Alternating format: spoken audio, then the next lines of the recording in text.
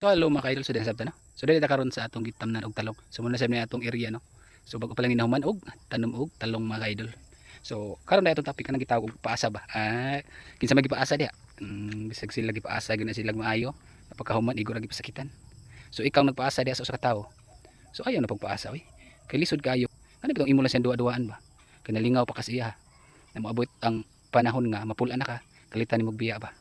Na siya bali na din niyang pagka in love sa imo ha, kay imo sakay-sakayan ang iyang mga istorya o mga topic ninyo diha nakana day imo ha paasar dito sa iya ha ang isa may nakaagi na no kana bitaw bali na nimong lipaya na nagkaistorya mo or nagchat-chat mo or nagtawag-tawag mo sa pagkahuman ikalit na siya kausap nimo so luoy kay ka asa ka sa iya ayaw lagi padas gugma kay bawon man karon daghan na rong tawo nga paasa.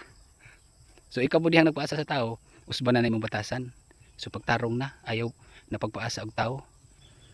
So muna, kung adyo kay gusto, ayaw pud tubayi ang iyang mga chat or tawag or istorya sa iya. Kay kung kay gusto sa iya. So para di ka makapaasa og tao ba. Kay baway adyo ka, kana bitan mo asa, na ma-inlove na si imo ha. Sakit pa kayo. Na pagkahuman imo na itong biyaan.